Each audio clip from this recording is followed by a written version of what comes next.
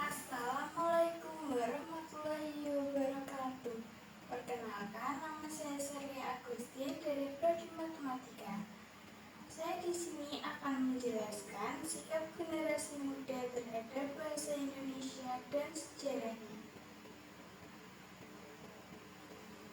Bahasa Indonesia sebagai bahasa resmi negara memiliki peran penting dalam menyatukan keberagaman budaya dan etnis di Indonesia.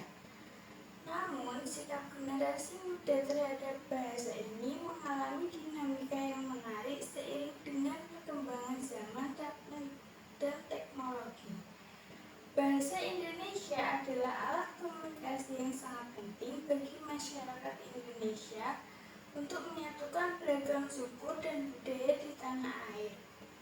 Seiring berjalannya waktu, generasi muda memiliki sikap yang beragam terhadap bahasa ini, yang dipengaruhi oleh sejarah dan dinamika globalisasi.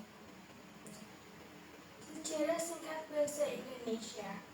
Bahasa Indonesia berasal dari bahasa Melayu yang telah digunakan sebagai lingua franca di wilayah Nusantara sejak lama.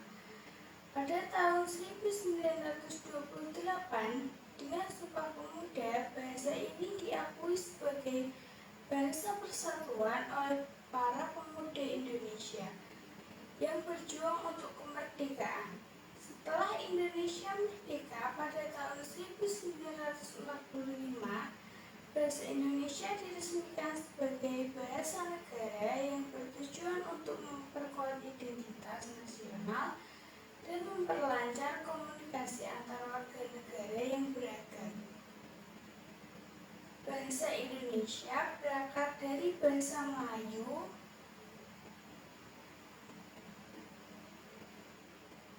di Nusantara selama berabad-abad. Pada tahun 1928, dalam Sumpah Pemuda, bahasa ini diakui sebagai bahasa persatuan oleh para pemuda yang menginginkan kemerdekaan.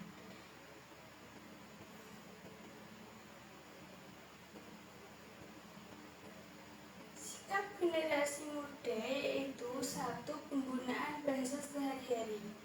Generasi muda saat ini cenderung menggunakan bahasa Indonesia dalam berbagai aspek kehidupan, termasuk media sosial, pendidikan, dan interaksi sehari-hari. Namun, mereka seringkali mencampurkan bahasa daerah, slang, dan bahkan istilah asing. Ini menciptakan fenomena bahasa yang kaya, tetapi juga menimbulkan kekhawatiran tentang pelestarian bahasa Indonesia yang baku. Yang kedua yaitu kesadaran budaya dan identitas. Banyak anak muda yang mulai menyadari pentingnya bahasa Indonesia sebagai bagian dari identitas nasional. Dalam beberapa tahun terakhir, gerakan untuk mencintai bahasa dan budaya lokal semakin meningkat, terutama di kalangan komunitas kreatif. Mereka berusaha mengangkat dan mempopulerkan karya-karya dalam bahasa Indonesia, baik dalam sastra, musik, maupun seni rupa. Yang ketiga yaitu persepsi tentang bahasa asing. Dengan pengaruh globalisasi, banyak generasi muda yang lebih memilih menggunakan bahasa Inggris atau bahasa asing lainnya. Hal ini sering dianggap sebagai simbol status atau modernitas. Namun, ada juga kesadaran akan pentingnya tetap mempertahankan bahasa Indonesia, terutama dalam konteks pendidikan dan komunikasi formal. Yang keempat yaitu peran teknologi. Perkembangan teknologi dan media sosial telah mengubah cara generasi muda berinteraksi dengan bahasa Indonesia. Aplikasi chat dan platform media sosial seringkali menuntut penggunaan bahasa yang singkat dan efisien tata bahasa yang benar. Meski demikian, banyak juga yang menggunakan platform ini untuk memperkenalkan dan mendiskusikan bahasa dan sastra Indonesia secara lebih luas. Yang kelima yaitu tantangan pelestarian. Salah satu tantangan terbesar adalah bagaimana generasi muda dapat tetap menghargai bahasa Indonesia sambil beradaptasi dengan perubahan zaman. Kurangnya minat terhadap membaca buku-buku klasik atau karya sastra dalam bahasa Indonesia menjadi perhatian.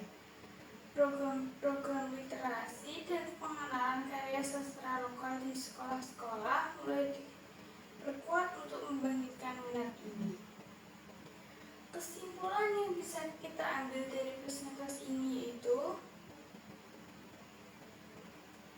sikap generasi muda terhadap bahasa Indonesia menunjukkan dualisme yang menarik. Di satu sisi, ada kecenderungan untuk mengadopsi bahasa asing dan tren modern. Sementara di sisi lain, ada keinginan untuk merawat dan mengembangkan bahasa Indonesia sebagai bagian dari identitas bangsa.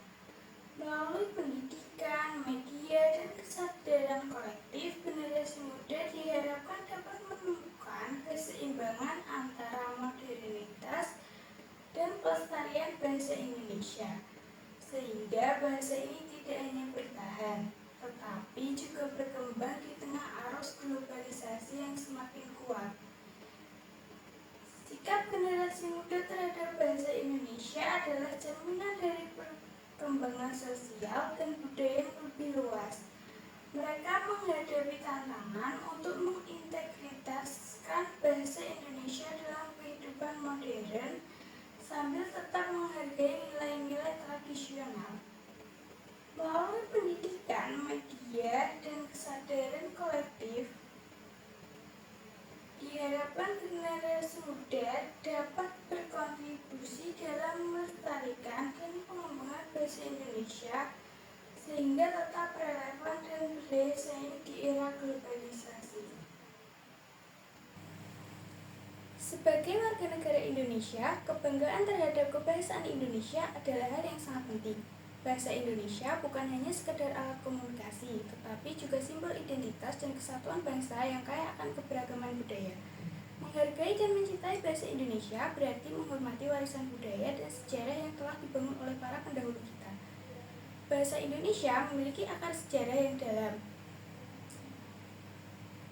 Kebanggaan terhadap bahasa Indonesia juga terwujud dalam pengakuan bahwa bahasa ini adalah bagian dari identitas nasional. Melalui bahasa Indonesia, kita dapat mengekspresikan diri, berbagi cerita, dan mengungkapkan perasaan. Dalam karya sastra, puisi, lagu, dan berbagai bentuk seni lainnya, bahasa Indonesia menjadi medium yang memperkuat rasa cinta dan kebanggaan terhadap tanah air. Bahasa Indonesia juga memiliki peran yang krusial dalam dunia pendidikan. Sebagai bahasa pengantar di sekolah-sekolah, bahasa Indonesia memungkinkan setiap generasi untuk mendapatkan akses yang sama dalam belajar. Selain itu, penggunaan bahasa ini dalam media massa dan platform digital semakin memperluas jangkauan informasi, menciptakan ruang dialog yang inklusif di masyarakat. Meskipun banyak kebanggaan yang terkait juga dengan kebahasaan Indonesia, kita juga harus menyadari tantangan yang dihadapi. Pengaruh globalisasi dan penggunaan bahasa asing dalam kehidupan sehari-hari seringkali mengancam keberlangsungan bahasa Indonesia. Oleh karena itu, penting bagi kita untuk aktif mempromosikan penggunaan bahasa Indonesia yang baik dan benar di dalam maupun di luar ruang publik. Sebagai generasi muda, kita memiliki tanggung jawab untuk menjaga dan melestarikan bahasa Indonesia, mengikuti lomba puisi, membaca karya sastra, dan berpartisipasi dalam diskusi kebahasaan adalah beberapa cara untuk menunjukkan kecintaan kita terhadap bahasa ini. Dengan cara ini, kita tidak hanya mengembangkan kemampuan berbahasa, tetapi juga turut berkontribusi dalam memperkuat identitas bangsa. Kebanggaan terhadap kebangsaan Indonesia merupakan suatu hal yang harus terus dipupuk dan dijaga. Dengan menghargai dan mencintai bahasa Indonesia, kita tidak hanya melestarikan identitas nasional, tetapi juga memperkaya warisan budaya yang telah diturunkan dari generasi ke generasi. Mari kita bersama-sama merayakan bahasa Indonesia menjadikannya sebagai alat pemersatu bangsa dan menjunjung tinggi nilai-nilai yang terkandung di dalamnya. Selanjutnya saya akan menjelaskan tentang kesalahan-kesalahan penggunaan bahasa Indonesia yang sering muncul dalam kehidupan sehari-hari.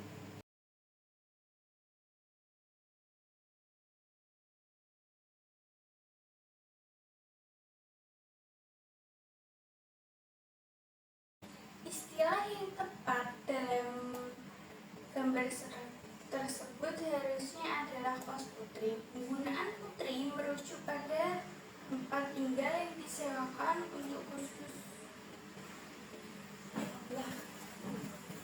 Istilah yang tepat adalah kos putri. Penggunaan putri merujuk pada tempat tinggal yang disewakan khusus untuk perempuan. Dalam gambar tersebut, penulisannya kurang tepat karena tidak umum dan dapat dianggap sebagai kesalahan penulisan.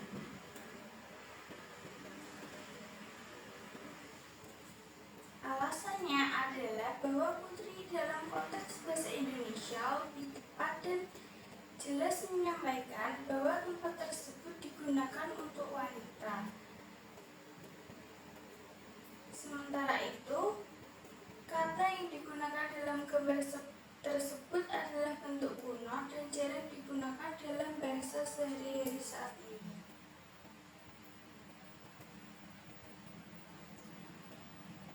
Yang kedua yaitu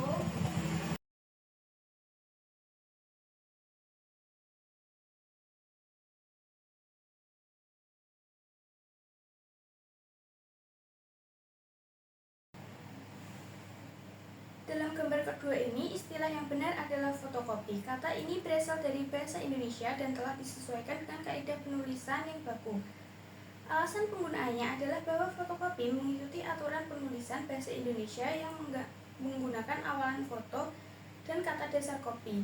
Sementara dalam gambar tersebut, bentuk bahasa Inggris yang tidak sesuai dengan kaidah bahasa Indonesia. Oleh karena itu, fotokopi lebih tepat digunakan dalam konteks resmi dan normal.